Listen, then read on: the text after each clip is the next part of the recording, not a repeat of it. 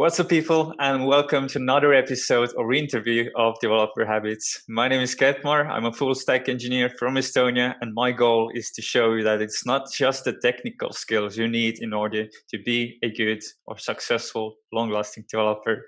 Today, I am talking with Liina Adov, who's a psychologist, personal coach, and also someone that actually helped me last year to kind of tackle the burnout.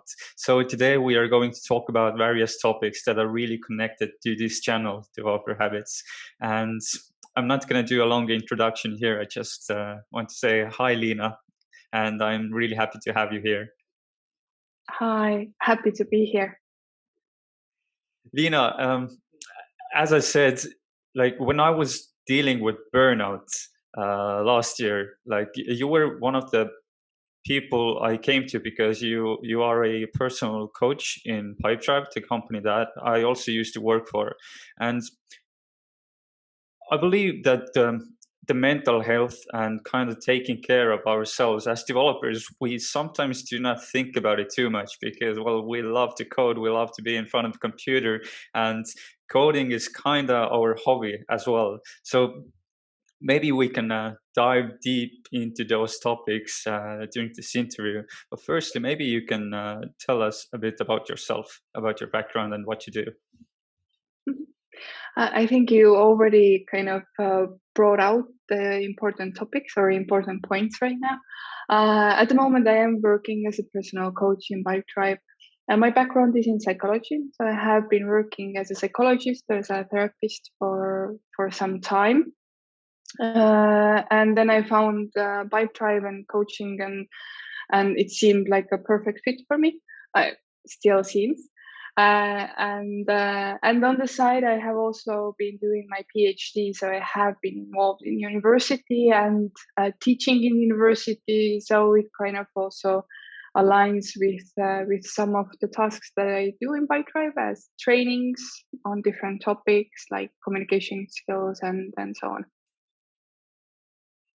I I actually remember taking one of your communication workshops last year, and it was really fun because we actually had to not just listen, but we actually had to do something, talk to other people, and it was like pushing yourself out of the comfort zone. So great work there.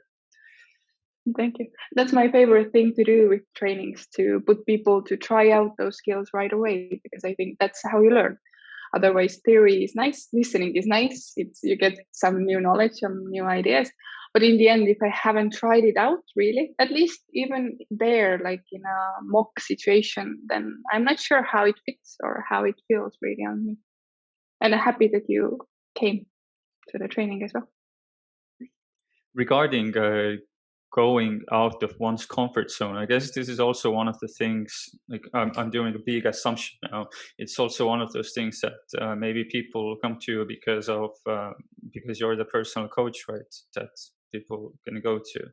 So okay, before we go into those topics, maybe you can tell us more about this coaching part that you do in Pipedrive. Mm-hmm. Oh, it's a big, very vague question. What does a personal coach do? As of now, in Pipedrive, we do trainings on different topics: stress management, mindfulness, and also communication skills and other topics that kind of rise. That we see that maybe there are some kind of skills or knowledge that would benefit Pipedrivers. And then we also do one-on-one meetings and one-on-one coaching. I think is the aim is to try to figure out what is keeping that person kind of, what are the obstacles from wherever they want to be. Is it professional goal? Is it personal goal? Is it connected to well-being, mental health, or something else? So to understand the goal, what are the obstacles, and then help that person to get where they want to be. For example, if there is a topic of I feel tired and not as motivated at work anymore, then we can start figuring out, okay, what, when, how changed, what can we try out to bring that motivation back, where did it go, and so on. And usually it's a process that takes a bit of time. Usually the first meeting is more to get to know and to understand the topics that the person has at the moment. And then throughout that process, throughout those meetings, kind of unraveling those things and thinking along, like what are those things that the person can try if one topic is sleep. Maybe there are some ideas, tricks that can help to get back the sleep rhythm or something else. I don't know if I was very vague right now or No, I it always was a feel good. that it goes like very, very broad, very broad. I mean, as we discussed before, it's hard to talk about those topics because they're like less facts and more like understanding and explaining and describing, because it's in a big way it's connected to emotions and feelings of people. Mm-hmm. And I think that there are some facts that come in when you start kind of going into that process and you start understanding, okay, what are those things that have taken away my motivation, for example. Then we know some things about motivation, how it works, and so on. But the facts are, I think, hidden in those stories. So you can't kind of say that, oh, this is one trick that works for everybody. It is usually very tailor made, and I think that's why it also seems a bit vaguer, because nobody can come and say like, hey, this is a thing that works for everybody, 100% do it, and then you're good. And it takes some time. How does it, let's say a person comes to a personal coaching session, what is it like? What's going on behind the scenes? I could ask that from you, as you have shared your own experience as well. Maybe you can share the other side to it. But I think whether it's personal coaching, whether I'm in the role of therapist, whether I'm in the role of psychologist, they're a bit different. The tools maybe that I use might be a bit different in some cases, but the idea is the same. Like, person comes, first of all, I kind of try to understand what are the topics that are on their minds, what is their aim, where they would like to see themselves, and sometimes the question is like, there is something of, I don't know what it is exactly, I don't know what I would like to have exactly, but I know that there is something that is off. So our first goal is to figure out what is it that they want to have, and what is it that is not quite right. And then we agree on those topics that we are going to work on, like some goals where we would like to be. For one example can be, hey, it's really difficult for me to take feedback, but it's really in my work progress. Like, I always get feedback after some end of a project or something like that, but it's really tricky for me. It's really stressful for me, but I would like it to be easier. So then we can start working on okay, our aim is to have a kind of version where it's easier for me to take that feedback. So I feel more comfortable, less stressed about it, and so on. And then we start kind of thinking, okay, how can we start moving towards that? The person itself has some ideas, has some experiences, what hasn't worked, what has worked. I have some ideas maybe, and I can just help to discover what is it exactly right now that makes it so stressful to get that feedback. And then it's a bit like tailor-made process, because in the end we don't know exactly where we will get always. But we get step by step closer to the goal. Sometimes along the way, we discover, oh, there is something else that is more important. So we can, do a detour if we see that it's important. So for the first meeting, we just get to know, understand a bit better what are topics, agree also how we will move on from there. What are the topics that we mostly focus on? What are our agreements about confidentiality that the coach does not share unless we agree some other way. For example, sometimes asking for information, who goes and asks that. So we do some agreements of how our collaboration will go. And I also like always to ask, like, what are the expectations for the coach, to understand, like, how can I be most useful? Some people say, I really want to just discover Some say I really feel stuck with these topics. Some pointers would be really, really nice. Some say I love to read. It really helped me. So I know kind of how I can be helpful. When you described those sessions and the purpose of it, I immediately started thinking back to my experiences, and I've done personal coaching with you, and I've also gone to other personal coaches. But what I've noticed is exactly what you explained, that sometimes even if I don't know what I want to achieve, I just go there, and especially the first session is mostly about getting to know each other, and I guess building that trust and learning what are the questions that we want to ask. And I remember when I was going to a session with you, I when the session was finished, I had like two A4 papers full of different notes. I was like, okay, I need to work some things out. But I got some like practical tips, especially because I was feeling a bit tired and burned out. And I remember we spoke about, taking breaks and how to approach taking breaks. And I guess one of the big understandings to me was that although I like coding, I like to, create videos, I like to do stuff in internet. It's still something that you can love, but you maybe shouldn't do all the time because you need some kind of variety. And Mm-hmm. I just say through our journey, I got some advice that I try to utilize and that in the end helped me a lot. Mm-hmm. That's great to hear. And I think it's a great example that sometimes those things that we discover through that process are something that we look back and we are like, yeah, of course, this is no brainer. But before that, we didn't have that view on that situation. That I do love my work and I really enjoy it. So why should I make breaks or why should I take vacation? But we know that for the long run, it is important to have those breaks, and they can be very different ways. But the understanding that even though I love this, it's good to sometimes kind of step aside and have like sit in the forest, look at the trees, and do nothing, and that then I go back and then I can go on with what I love. So yeah, it's a good example that we can discover it when we start looking at the topic from different angles. The one thing is that the mental health and kind of finding those, let's say, blind spots about yourself.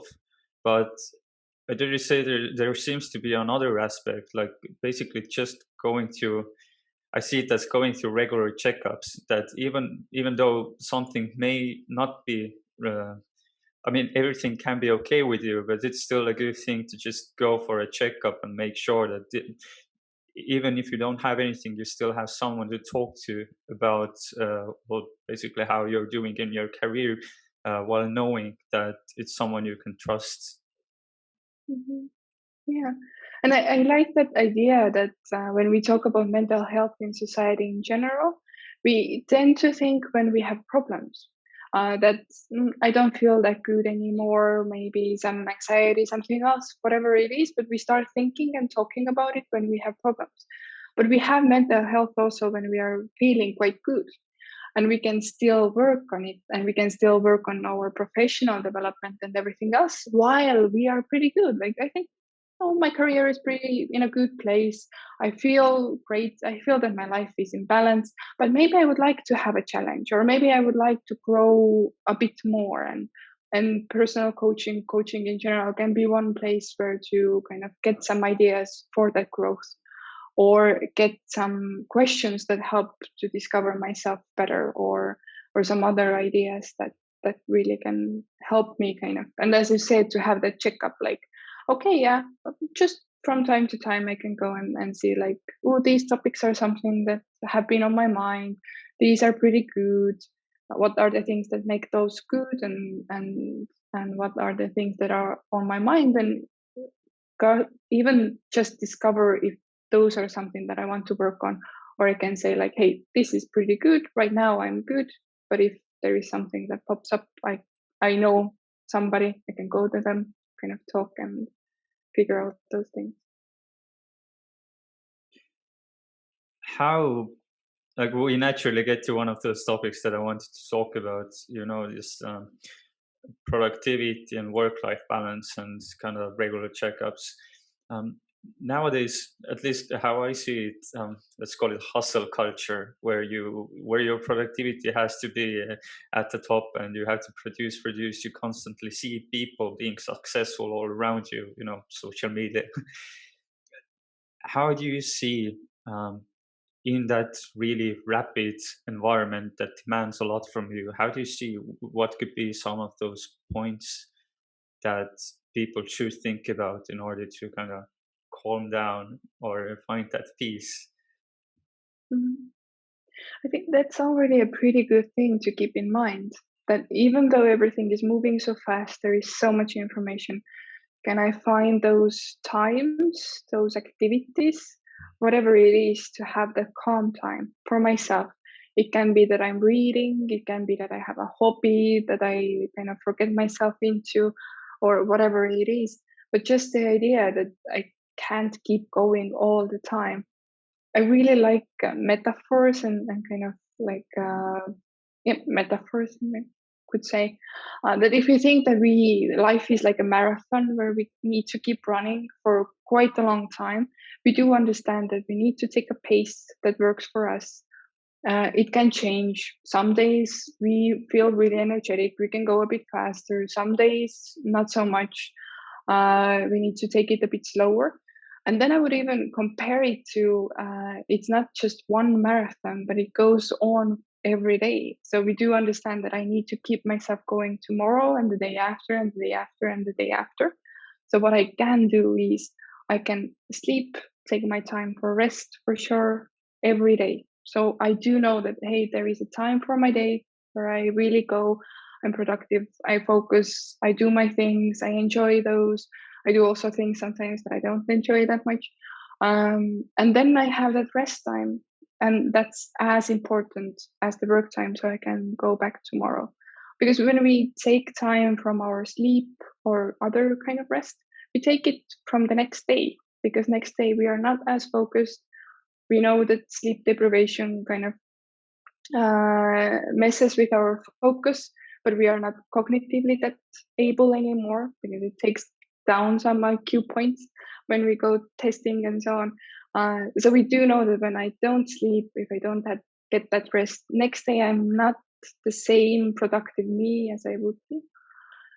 So I think it is that balance and keeping that I know I have my time to wind down, to rest, whatever then that means for me. Because for some resties that I go running and then I go to sleep, for others it might be that I paint or make furniture or whatever it is that is kind of for myself.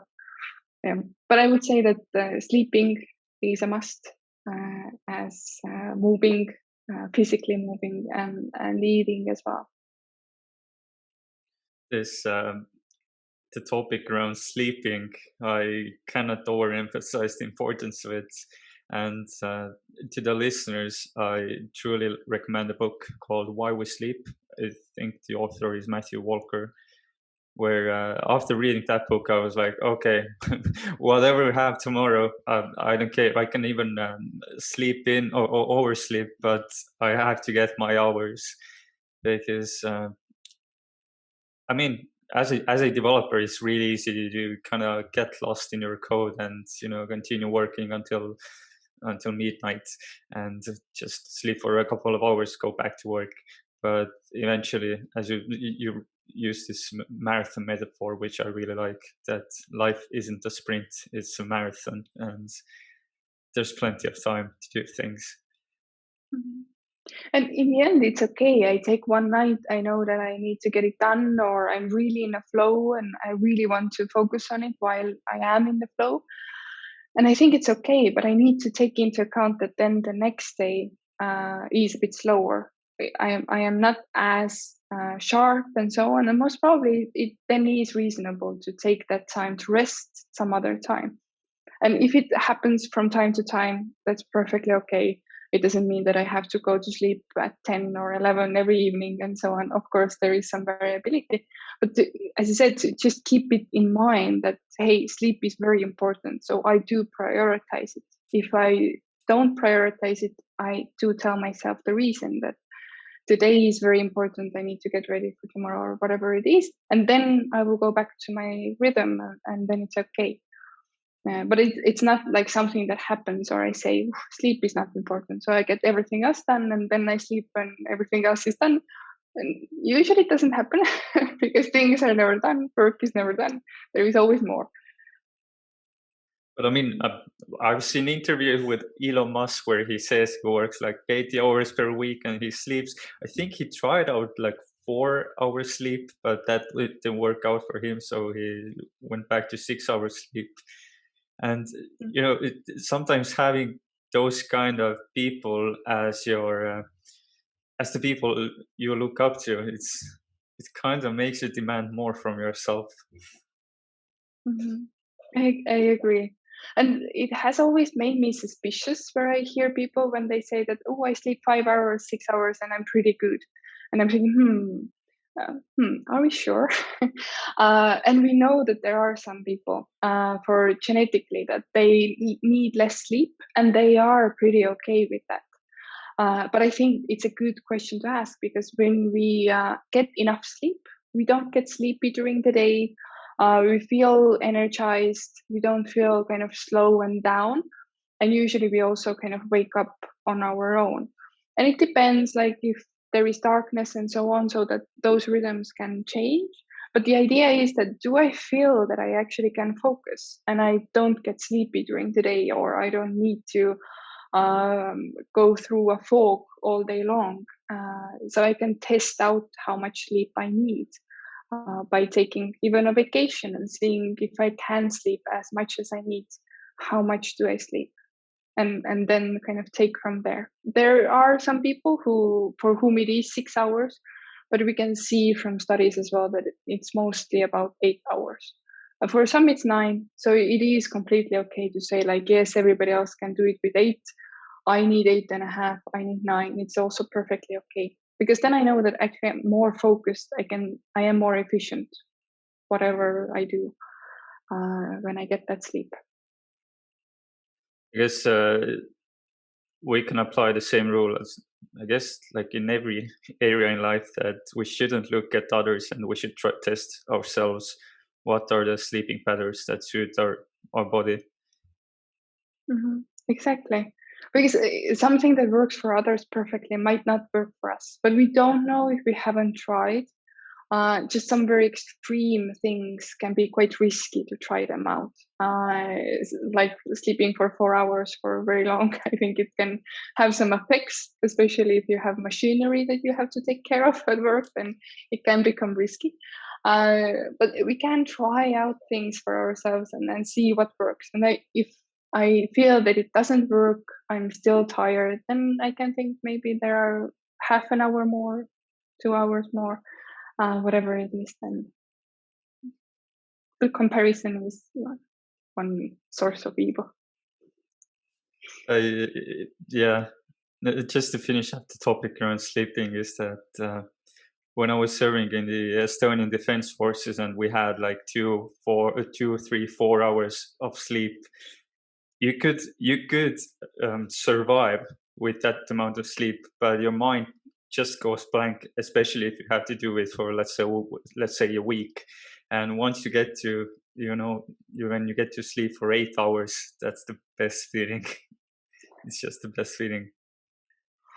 But regarding testing yourself and kind of testing your limits, I really liked. I think it was Jordan Peterson who said in his new book and recommended people to test their limits in every area of their lives, whether it's taking on more projects or doing sports or whatnot, but just to get to know your own limits, because again, the limits of people are also different. So what's your take on this pushing yourself for a certain time and then going back to this, let's say, slower pace in that marathon running? Hmm. Well, from studies, we know that it is quite good for us and the resilience of a person. When we have periods of stress and then we have rest, we become a bit more resilient to stress. So along those lines, that we have periods when we really focus, when we have more things to do, and so on. So we have a lot of challenges, and then we have a time where we can kind of get back those resources that we used to really focus and run that marathon. It can be pretty good. The question is that where is that balance? Because we can think about it as in one day that I really work, I focus a lot, and I really put all my resources, and then I rest in the evening, or like I have those rest times. Because I would say that whatever it is, we still need that rest every day. So it's not just that I will focus really hard on month for a project, and then I will sleep. No, we need that sleep every night so we can go on and rest as well. But the idea that if I know that I have a bit more intense time, I have more projects for some reason they're overlapping or different things that I want to do, to plan really that rest time after that as well. So I have that time to get back those resources, and then I can take up new challenges. And I do think that it's for growth, and also for our mental health, it's good to have those challenges, getting out of that comfort zone from time to time. Because when we are in a comfort zone, we get bored, and then we are not happy either. So it's a different side of well-being, that when we don't have those challenges where we feel that those are meaningful, they're something that are on the line of I can put my skills to test, but I also know that I have like enough resources to get it done. That those are something that kind of force us, motivate us, and also bring back quite a lot of good emotions. If they're just back to back and there is no break there, then I would be worried that at one point it might not work anymore. You mentioned a couple of times the words focus, and also like, yeah, I guess the word focus is that I'd like to talk a bit more about. When working, let's take Pipedrive as an example. As a developer, there are tons of things you have to do during your day, but there are also people that you need to communicate, meaning there are constantly things taking your focus and taking your time. I've heard different theories. I've heard about Pomodoro technique, where you work for, I don't know, 20, 30 minutes, take a short break. But I've also read about the flow state, where you just go deep into one subject and work for a couple of hours. Based on your experience and knowledge, like I see them kind of like different things, different methods of doing things that require focus. What's your take on that? Hmm. I would say that the Pomodoro and flow can go hand in hand. I think when we get used to Pomodoro, then those little breaks don't cut the flow always. They just mean I go to get a cup of water and then I come back and I keep going. But the idea is that the Pomodoro with the breaks helps us to keep going for a longer period of time. That if I'm in a flow, I really enjoy it, and it's not something bad to be in that flow even for hours or a day or whatnot.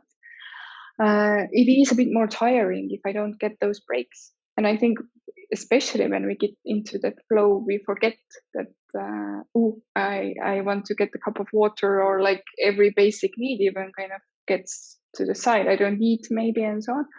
And for some time it's okay, but I do need to take into account that then most probably I still take those resources from somewhere. So if I don't eat, I don't get enough energy to go on from there. So I think it's a good idea to think, okay, what are those hours in a day where I feel that I can focus the most, I'm most productive, and have those flow times there. Like I have a bigger chunk of work, I can focus. I know I take that time. I let others know as well that, hey, I'm focusing. I remember once with colleagues, one of my colleagues put a post-it on her forehead saying the focus time, so nobody would go and ask her anything. Worked very nicely. So I will also let others know that, hey, this is my focus time, but also that hey, I will come back at that time. So everybody knows that it will end. I can come back with my question then. But it is good to take that time, because every time that we have to switch context, it takes a lot of energy and it takes a lot of mental power. So do I want to spend it on switching context, or do I want to spend it on the task itself? But those switching contexts can also help to come up with innovative ideas. So I think there are just different kind of types of workflow for different times. When I feel focused, I can go into my flow and really focus and do that. Maybe in the evening, for example, myself in the evening when I'm not always that focused, or around lunchtime, then I can do smaller tasks and give my brain a break from the really focus and going deep, and so on. So I have like different chunks of time in my day, if that's possible. I really like the practical tip of kind of aligning expectations with others, so that others would also know when do you want to focus on your own things and when you're available to collaborate. Mm-hmm. Yeah. And usually when it's agreed upon with a team, for example, then it's very easy. It doesn't work always. Maybe there is something that comes up really, really fast, and we need to focus on it. But then we also can say like, hey, this doesn't happen most probably every day. So it's, if something really important comes up, it's okay. We can kind of cut the focus and work on that.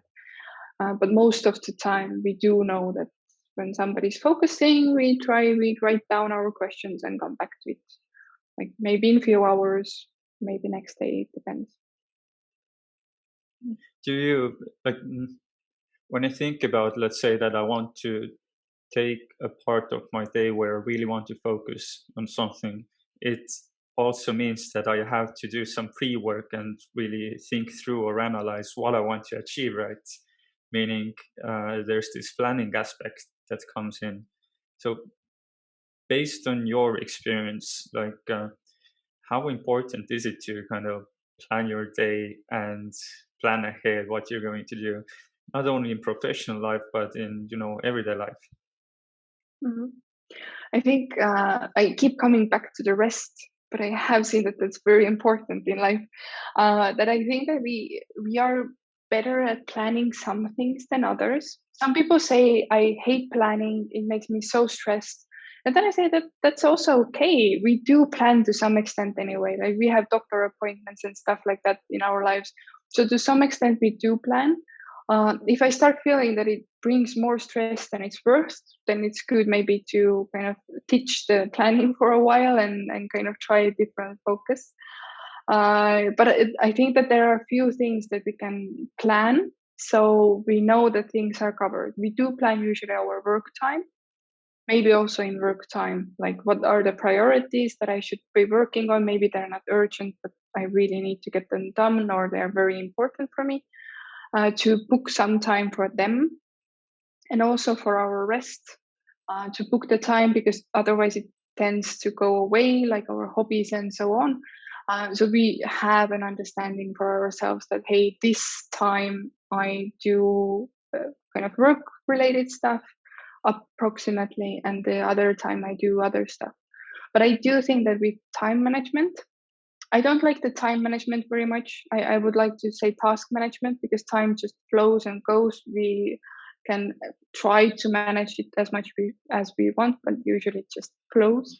But we can manage our tasks or the activities that we do in that time.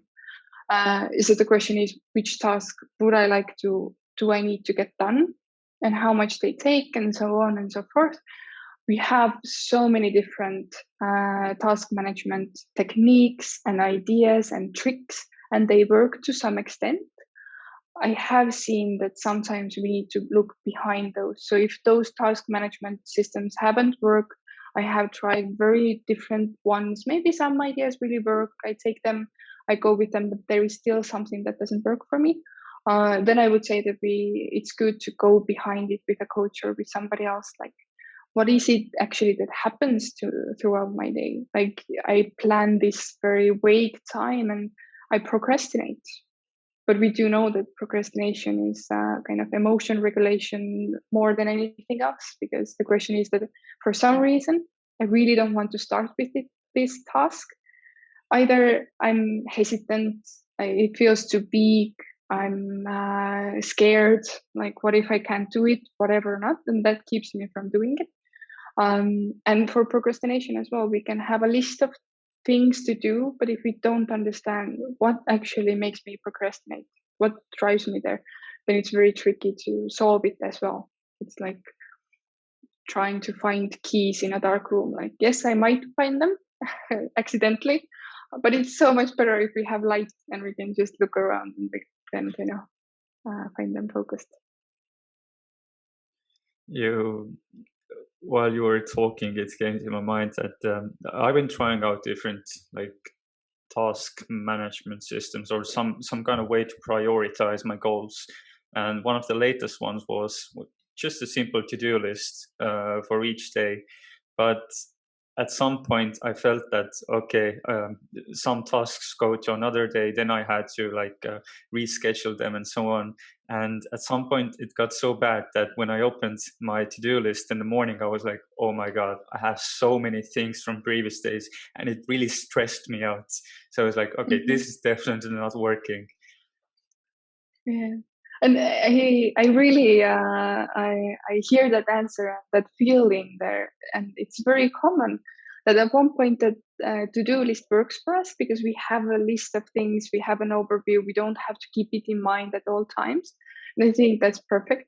But at one point, if we don't manage it very well, if it doesn't work for us in that form, then it starts to be the source of stress. So it's as you said, like, I look at the list in the morning and I think, oh, so many things, I can never get them done.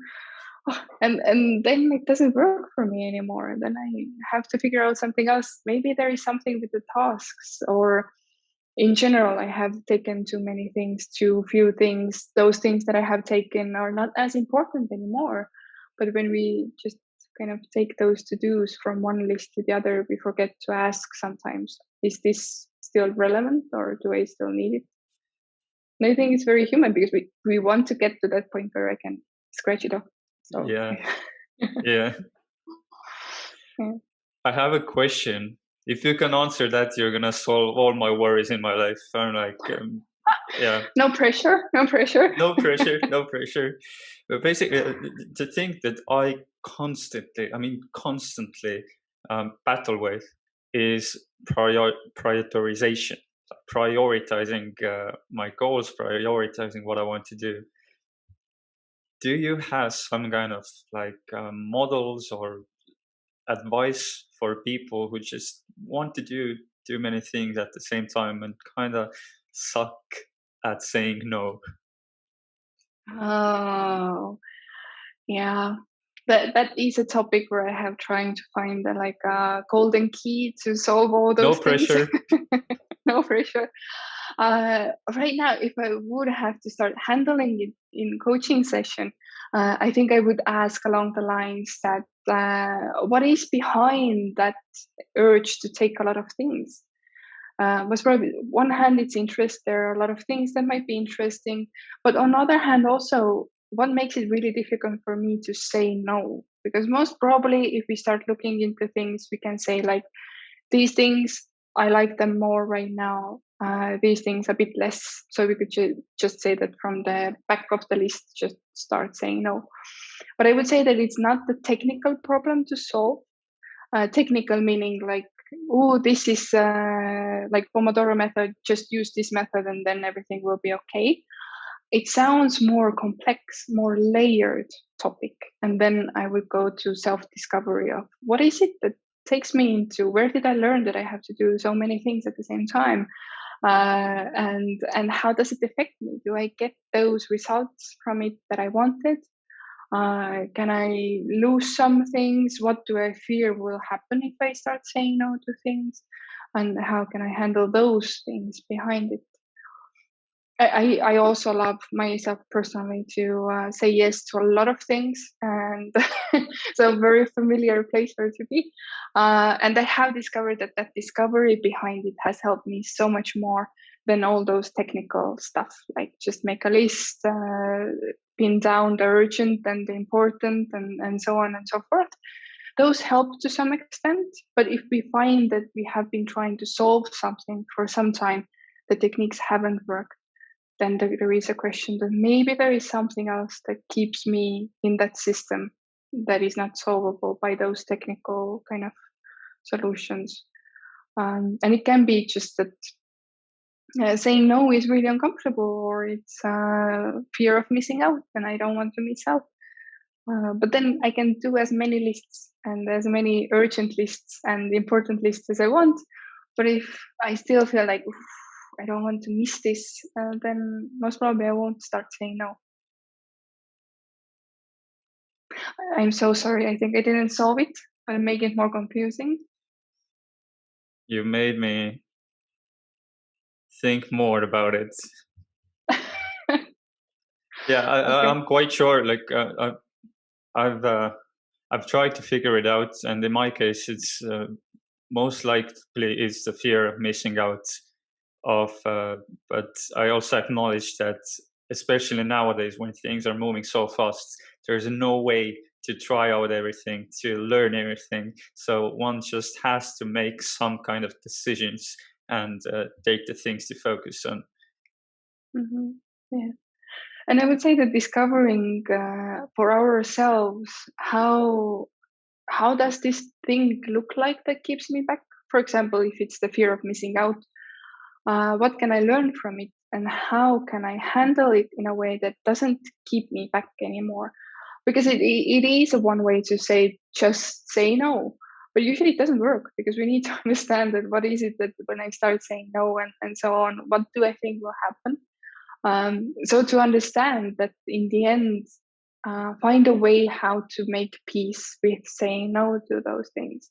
So I don't have that strong fear of missing out anymore, but I say no, I say yes, it will be interesting at one point in my life.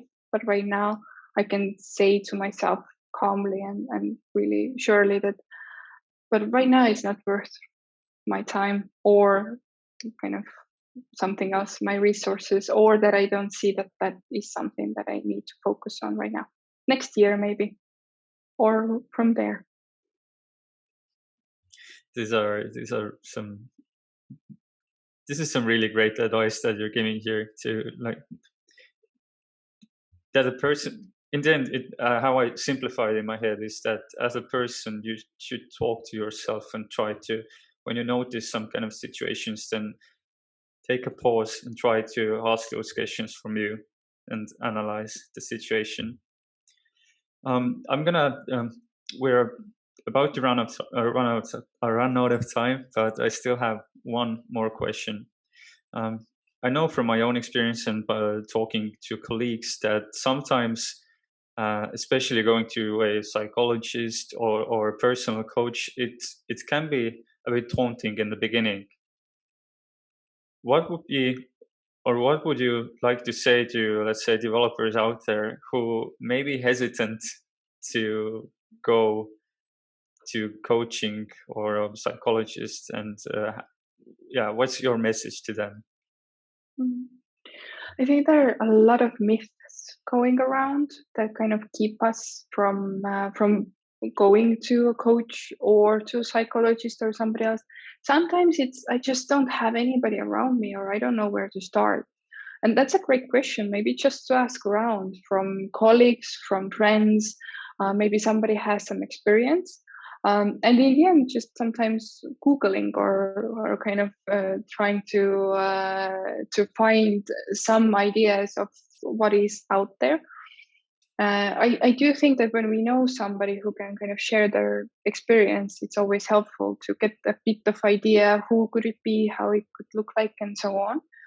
And there are those myths of what if I go, and what does it mean about me, and how others will see me, and so on and so forth. I think more and more we do see mental health coaching, especially because it's not just my mental health and personal development, it's also my professional development, the different skills, and even just figuring out in the end, where do I want to take my career. And it's good to have somebody next to me who can really think along and help to understand what is it in the end that I want. That there are so many different topics, so it's not just anymore about dealing with problems specifically, like you have to have a problem, oh, I can handle it myself. Even when you go to coaching psychologist, you're still handling it yourself. You're just kind of finding things that can support you in finding those solutions faster. And we see more and more that we don't focus only on the problems of mental health, but just supporting that well-being as well. So it doesn't have to be that I have really problems or diagnosis or whatever to go to somebody. I can just see that, hey, life is okay, or I can handle my life, but I see that there are some things that could be better. So it's more like growth mindset than fixing mindset, I think. And I think that is something that can help us. And I think one thing is also that when I go to one coach or a psychologist or somebody else, therapist, and I feel that this doesn't go as well. Like I had some other expectation. You can always bring out your expectations. They're professionals. They can take it. They're happy to hear those expectations and understand really how they can be supportive or how can they be helpful there. And if I feel that it doesn't fit for some reason, it's okay to go to a next person and find or ask that professional that, hey, like I would like really somebody who is focused on these topics, or just to go to somebody else, because I think that those topics are so personal that it is important to have somebody with whom I can feel that I can discuss. And everybody doesn't get along with everybody, so there can be some things that kind of keep back. I don't know, even some, maybe the techniques that they're using, and I feel that it could be different, or personality wise, because even though coaches and psychologists are professionals, they still are humans behind it, so there is still a bit of personality that kind of comes through from time to time. So, and if I feel that for some reason I would feel more comfortable with somebody else, then it's perfectly okay to go and reach out to somebody else and see how it goes. That's these are some great points, and from my own experience, I also want to say that one doesn't always need to have a question in his or her head. You can just go and see what comes out of it. Because I've spoken to some former colleagues who said they didn't have a question, but once they came back from the session, they were like, "Okay, I I can improve myself in that regards, and we're gonna work on it now." Although he didn't have any idea about it before, so it was really really cool to hear about it. Mm. And I think that is also, it's great that you brought it out. That's also one thing that can keep us back, that I don't know exactly what to ask. The question doesn't have to be clear. It can be something that we work on to understand a bit better. Like, what are those aspects that I can grow, or something else? Mm. We've spoken about many topics here related to coaching, mental health, and let's say like personal sustainability. Before we're gonna finish this interview, I'd like to ask: do you have some kind of books or videos that you would recommend to other people around the topics that we spoke about? In the spotlight, it's always difficult to come up with uh, some topics or some books. I do have to say that right now, there isn't a great book that comes to my mind. I have been working on worrying recently and uncertainty.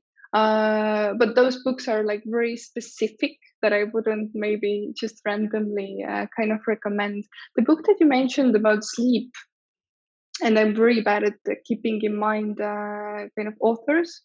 I think that there are many great books on sleep, and just a question of why we sleep, and reading on that one, if that's the topic on mind. And I was thinking the first things that came to my mind were in Estonian, so I feel hesitant about recommending those. I will think about it, and I will send to you some recommendations that you can add maybe to the video in the end. Will do. Okay, Liina, perfect. I'd really like to thank you for taking this time to talk to me about those important topics. And I genuinely believe that what we spoke about today really resonates with what I'm trying to broadcast in my channel, the sustainability and the non-technical parts of being a professional. So yeah, thank you. Thank you for this interview.